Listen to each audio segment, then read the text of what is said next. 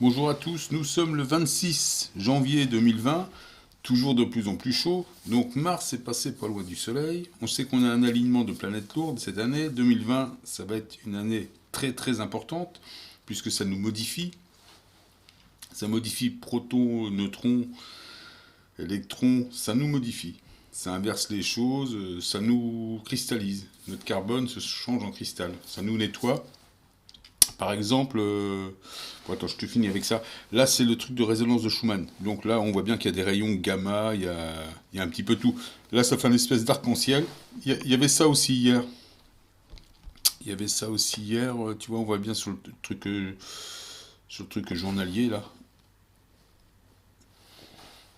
Enfin, je pense que c'était ça, hein. Donc les ultraviolets, c'est des choses, tu vois bien, qui te réparent. Quand tu vois des infrarouges, c'est des trucs qui te rajeunissent. C'est connu, ça te fait du collagène, tout ça, hein, l'infrarouge. Les rayons, l'espèce de bleu-vert, là, c'est des... Normalement, si on suit les spectres, c'est des gamma. Donc ça te modifie profondément. Alors faut pas... ça traverse tout, hein, ça traverse l'acier, ça traverse le béton, donc c'est pas leur petit nuage.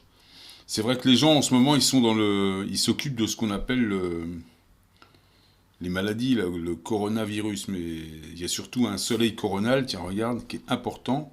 C'est ce que me faisait remarquer une personne tout à l'heure, regarde. Ça, c'était un truc il y a 3 jours, ça. Vois-tu la saturation autour du soleil? Des radiations.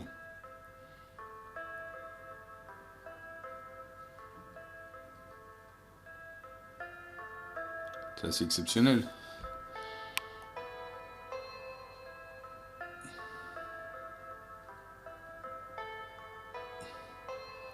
Donc ça, c'est le 20. Donc il y a eu une éjection de masse, une tempête solaire, bon, on en a souvent, hein. Là, il y en a une belle, tu vois, Mars qui arrive, là. Il y a eu un truc, Il y a eu un truc, comment... Le 19, une éruption solaire. Il y en a eu une le 22, avec des bonnes éjections de masse. T'as vu ce que ça fait, hein?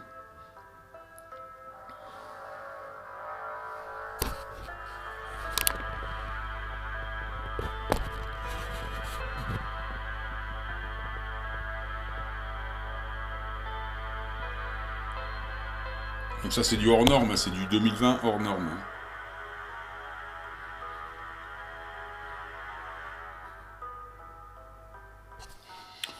Enfin, voilà. Je te mettrai ça peut-être en... Je te mettrai ça peut-être en lien en dessous, hein. Mais tu peux la retrouver sur Helio Viewer, c'est une vidéo qui a 3 jours. Donc là, l'espèce de d'arc-en-ciel qu'on a, ça c'est du jamais vu, hein. Rose, je sais pas ce que c'est, hein, des rayons roses. Des bonbons, on dirait des bonbons, des bonbons, quoi. On se croirait chez Disney. Donc, des radiations. L'autre jour, je disais, on se nourrit de radiations, mais nous, on est radioactifs. Tout est radioactif, hein. Nous, on se nourrit de radiations. Le soleil nous distribue des radiations. À Fukushima, les gens, ils meurent pas, ils sont toujours en vie. Comment Tchernobyl, pareil. Les gens, ils ont jamais quitté leur ferme, ils habitent à 10 km ou 20 km. Évidemment, si tu bouffes de l'uranium au kilo, ou si tu dors avec une barre d'uranium, t'es mal. Mais c'est comme le chocolat, ça. Tu manges 3 barres de chocolat, c'est un antidépresseur. Tu manges 1 kilo de chocolat, t'as une crise de foie. C'est comme tout, mais les radiations, ça nous nourrit. Nous, on est radioactifs. Les plantes sont radioactives, les animaux, l'eau, tout est radioactif. T'en as partout. Dans l'air, il y a un taux de Becquerel. Quand il y a eu Fukushima, ça devait être le taux de Becquerel acceptable, ça devait être 150. Ils ont vu que ça monte à 600 et l'Europe a dit aussitôt, bah ouais, même maintenant c'est 600. C'était un truc comme ça. Il faudrait vérifier les chiffres, mais à l'époque.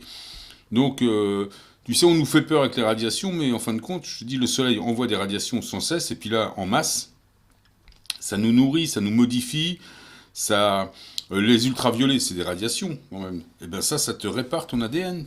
Tu vois, par exemple, attends, ça, c'est pas ça. Là, l'ultraviolet, là, je vais te le mettre le lien. Tu vois, le soleil et la fréquence ultraviolette, photo repair de l'ADN. Tu peux lire cet article, là, c'est sur Rusty James. Ça m'avait été partagé, ça, par Val du 38, je crois. Il me semble. Donc on t'explique plein de trucs sur les spectres. Le, Les champs magnétiques, tiens, Grebennikov, là, ce que je te parlais l'autre jour, l'histoire du bourdon, qui m'avait été partagée par une personne dans mes commentaires. Tu vois, là, ils disent, par exemple, à forte concentration, donc ils te parlent de la résonance de Schumann, de tout ça, hein, et dans certaines conditions, il peut étourdir, tu sais, les champs CSE, donc c'est des espèces de champs statiques, hein. Il peut étourdir, rendre nauséeux, accélérer le rythme cardiaque et donner à la bouche un goût métallique. Quand tu montes en Trinité, je t'ai fait une vidéo, rappelle tout, enfin je sais pas, pour ceux qui se rappellent, celle-là. Autocréation 2016, physique quantique, Saint Graal, GAER, Gaïa. Donc tu peux la retrouver, hein, je la mettrai peut-être en lien aussi. Cette vidéo, je t'explique comment on fait un champ statique Si-Do pour monter en Trinité, comme font les bouddhistes, avec leur bol. Moi je le fais avec ma guitare. Donc c'est une harmonique Si-Do. Une harmonique Si-Do, c'est un chant. Tu te fais un chant, tu te fais un espèce de chant et tu te décorpores et tu montes en Trinité et t'es en temps accéléré, il n'y a plus d'espace, il n'y a plus de temps. Et la Trinité te donne, t'as des informations en temps réel. T'es dans l'hyper-information, en temps réel. Tu poses pas de questions et t'as les réponses. C'est ce que font les bouddhistes, hein. Et c'est ce que tu peux faire avec ton instrument. Avec un Je sais pas si on fait ça avec un piano, avec un instrument à cordes, c'est peut-être plus simple. Ça, je sais pas. Avec un bol, oui. Avec des cordes, oui. Tu peux aussi jouer le mi-fa. Donc très certainement que pour faire des structures, des effets structures à cavité, là comme Grebennikov dit, faut passer par le si-do et le mi-fa. Et puis après c'est une question de fréquence. Ça doit être mieux de le faire en 432 qu'en 440. Il disait Grebennikov que le bourdon c'était à 8 Hz. Donc c'est à toi de voir aussi. C'est à toi de voir.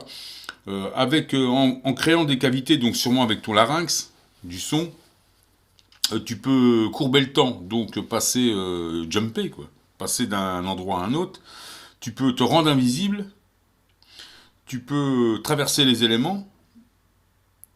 Et tu peux évidemment l'éviter.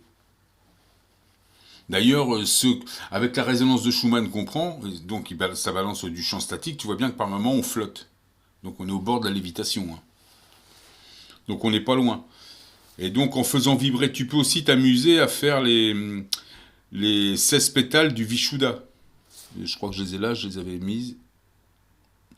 Les 16 pétales du Vishuddha, donc c'est le Ham Ha, Im Him, je sais pas où il est, Rim Rim, Irim Irim, tiens il est là, Irim Irim, M, Om, Ham Ha. Donc ça c'est un mantra. Donc c'est pour le chakra laryngé. Mais je pense que c'est surtout du nettoyage, ça. Tu fais les 16 pétales de ton chakra de la gorge, donc le laryngé. Donc je pense que c'est par l'harmonique Si-Do qu'on passe. Bah déjà pour monter en Trinité, pour créer un champ statique, pour te décorporer quelque part, pour faire comme un bouddhiste, c'est une harmonique Si-Do. Peut-être un... Et c'est possible, moi ce que je pense avoir comme information, c'est que le mi-fa, qui est le cœur, c'est une harmonique aussi diatonique. Donc c'est possible aussi que tu fasses le lien entre le physique et l'éther ici. Donc peut-être que tu as besoin de l'hyper, du si-do et du mi-fa. Mais voilà où j'en suis moi dans mes recherches. Donc évidemment, je m'amuse avec les harmoniques de ma guitare. Je pense qu'il faut mieux s'accorder en 432, parce que c'est la fréquence de la Terre. Après, peut-être que je me trompe là-dessus, c'est à voir. Mais il faut essayer plusieurs fréquences. Mais déjà, essaye la fréquence de la Terre, tu verras, hein. Alors le bourdon, on dit que... qu'est-ce qu'il disait aussi, Grebennikov, je me rappelle plus ce qu'il dit sur le bourdon exactement, découverte d'un champ magnétique, et il y avait autre chose aussi. Enfin, lui, il parle pas du bourdon, hein, il parle de... Là-dessus, ça parle des CSE, hein, donc cavité, structure, des effets des structures en cavité. Voilà comment ils appellent leur effet. Aucun matériau ne peut lui faire écran. Les champs CSE ne diminuent pas avec la distance, mais restent enclavés dans une enceinte invisible. Donc tu crées un champ, hein, carrément, hein. Donc si le bourdon le fait, on n'est pas plus con que des bourdons. T'es bien d'accord. Donc ça, c'est possible qu'après... Et donc, quand la résonance de Schumann, elle fait des choses comme ça, tu vois, le CERN, quand il fait des accélérations, qu'il fait des collisions de particules, il fabrique des choses comme ça aussi. Des espèces d'effets, hein. Des effets, des holding. Quand on dit que le CERN hold de la note réplique la 3D, donc il doit recréer des effets 3D. La note 3D. Donc la Terre, de toute façon, tu vois bien, elle gravite, hein. Il y a un effet, il y a un effet antigravité autour d'elle. Un champ. Tu vois, là, ils disent découverte d'un champ antigravitationnel et d'invisibilité naturelle. Donc, par exemple, l'invisibilité, si tu fais des petites recherches en sciences, quand tu prends l'onde et la particule, une onde, donc tu as l'onde derrière et la particule devant, si elle est visible, la particule, si tu veux la rendre invisible, tu vas courber l'onde à 180 degrés. Par exemple. Moi, je pense que monter en trinité, tu courbes à 360. Ça, c'est une pensée personnelle, hein. Quand euh, quand tu te maintiens quand tu fais de l'antigravité, c'est possible que ce soit du 45 à 45 degrés. Donc tu courbes l'onde. Et ça, comment tu vas me dire, et comment on courbe l'onde? Ben, par exemple, en faisant un cri, un chant, et tu peux courber avec ton larynx, hein. Tu vois, comme un bouddhiste, quand il te fait les Om, et puis à la fin, ça se termine Om, oui, oui, oui, oui, là, il courbe, hein. Ça peut être ça, tu peux courber un son, et quand tu chantes, tu courbes les sons. Donc ça, il faut être juste, hein. Il faut être juste, il faut être dans la bonne fréquence et chanter juste, hein. Faire le son juste. Et à 90 degrés, je pense que tu peux peut-être passer à travers les éléments. Je pense, hein. C'est-à-dire que tu deviens presque immatériel. Et tout ça, ça demande quand même de la concentration, de faire le un en soi, tu vois, d'être capable de faire ça. Donc ça demande de la spiritualité, hein. C'est pas parce que, on s'aperçoit que toutes ces choses qu'on pensait plus ou moins divines, on s'aperçoit que c'est en fin de compte c'est que de la physique et de la géométrie sacrée. C'est pas pour ça qu'il n'y a pas de spiritualité. Et c'est pas pour ça qu'il n'y a pas un aspect divin dans l'harmonie. C'est pas parce que entre l'harmonie et toi, il y a par exemple un supercalculateur, donc une espèce d'ordinateur quantique, hein, qui contrôle les choses. Ça fait partie aussi de l'évolution. Il y en a qui apprennent le contrôle à cet étage-là et qui nous facilitent l'ascension, enfin qui travaillent pour l'ascension. C'est pas parce qu'il y a ça qu'au-dessus il n'y a pas une harmonie et que la musique est pas divine, parce que la musique, je peux te dire, là on est qu'au début de la compréhension. Donc la spiritualité, elle est plus que jamais d'actualité. Moi j'avais envie de dire ça. Donc c'est pas parce qu'on s'aperçoit que tout ça, c'est pas de la magie, c'est pas ce qu'on pensait. Il y a rien de magique, en fin de compte, c'est de la résonance, tout bêtement. Tu vois. Et c'est un peu pour ça, moi, je pense que depuis le début, moi, il m'empêche de parler de la résonance. Quand j'ai commencé à en parler avec la fausse neige, là, j'ai été attaqué, tu te rappelles, parce que, ben voilà, aujourd'hui, avec la résonance, on arrive justement à ces structures de cavité, et on arrive à comprendre qu'on est capable de créer nous-mêmes des champs d'invisibilité, nous-mêmes de traverser. On comprend la technique. Alors t'imagines, on est en train d'assimiler, d'intégrer la logique de ça. Donc ce qui veut dire que tout ça, ça va arriver, tu vois, tout simplement. Parce que dès que tu te mets les potentiels à l'intérieur de toi, évidemment, tout va plus vite, hein. Disons que c'est plus facile d'accepter tous ces espèces de pouvoirs quand on a l'explication. Et là, c'est l'explication, et quand tu vois un bourdon devant toi qui le fait, et que tu comprends qu'il fait des 8 avec ses ailes, et que ça fabrique une espèce de cavité éthérique qui délivre un son, donc un espèce de sifflet éthérique, hein. Quand tu commences à comprendre ça, bah, tu te dis, bah ouais, en fin de compte, il n'y a rien de magique, même aux périodes mythologiques, ils sont capables de voler, ils sont capables de disparaître. Bah oui, parce que les champs, les champs statiques peuvent faire ça. C'est un aimant, hein, un champ statique. Hein. Enfin, l'exemple, c'est l'aimant. Ça peut faire plein de choses. Donc voilà, c'est tout ce que je voulais dire sur le 26 pour le 26/01/2020. Donc ça bouge, ça bouge. Il y a toujours beaucoup de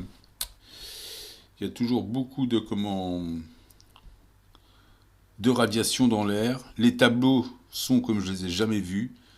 Donc de l'ultraviolet, du gamma, euh, du, euh, du rayon X. Vous devez sentir aussi des poussées dans les yeux. Ça pour moi c'est quand il y a des rayons X. Tu vois, dernièrement on avait les tableaux tout bleus foncés là. Et ben ça c'est des rayons X. Et là, et les rayons gamma, toi, ça peut faire des bleus comme ça, mais ça peut te faire des bleus foncés aussi. Moi, j'ai vu qu'il y a il y a plusieurs spectres hein, sur les gammas. C'est assez large. Le violet, bon, bah, c'est violet. Hein. L'infrarouge, mais l'infrarouge, c'est pas ionisant. C'est le soleil, hein, c'est le soleil normal, mais ça te donne bonne mine et ça peut te. Ils servent de ça pour le photorajeunissement. Je sais pas si tu connais ça. Ils s'en servent parce que c'est un truc de la NASA, ça. C'est la NASA qui avait mis ça au point pour faire cicatriser les astronautes, a priori. Et là, ils s'en servent en truc esthétique, pour de l'esthétique, pour faire rajeunir les gens. Donc c'est du soleil, en fin de compte. Hein. Et tu vois bien, nous, quand le soleil envoie des infrarouges, ben, nous, ils nous voilent. Hein. Ils n'ont pas envie qu'on rajeunisse. Donc tu vois, tout s'explique. Tout ce qui est en période ascensionnelle. D'ailleurs, j'ai fait des vidéos déjà sur tout ça il y a quelques années. Hein. Et j'en parlais pas comme ça parce que je parlais pas de la résonance. Mais là, aujourd'hui, tu t'aperçois qu'il n'y a pas de magie là-dedans, il n'y a pas de. C'est juste de la physique et de la géométrie sacrée. Donc c'est de la musique. C'est de la musique, tout simplement. Là, la musique, c'est divin. Hein. Ça va très très loin. Hein. Et on est loin d'avoir tout compris. Ça nous fait pas que danser, ça nous fait pas que sourire. C'est plein de. Bah tu vois, ça peut faire tout ça. Et quand tu joues, un musicien, quand il joue, tu vois bien, nous, on est capable de faire plein de choses. On est capable de voyager avec la musique. Hein. On est capable de générer des images, de les envoyer au public. On est capable d'envoyer de l'émotion. On est capable de se décorporer au moment des improvisations. On est capable de partir, quoi. Donc de créer des champs statiques et de les intégrer. Puis, tu vois, la musique. Et pourtant, ici, on se sert. Notre oreille n'entend que 7 octaves. Imagine, il y en a des milliers des octaves. Et peut-être même plus que ça. Il y a même des super octaves. On est loin de. On est encore. On n'est pas arrivé, disons. Tu vois, on n'est qu'au début. Bon, voilà, c'était ma vidéo du 26/01/2020. Eh ben, beau dimanche à tous. Voilà, on a un bel arc-en-ciel aujourd'hui. J'avais jamais vu ça encore. À plus tard, les amis.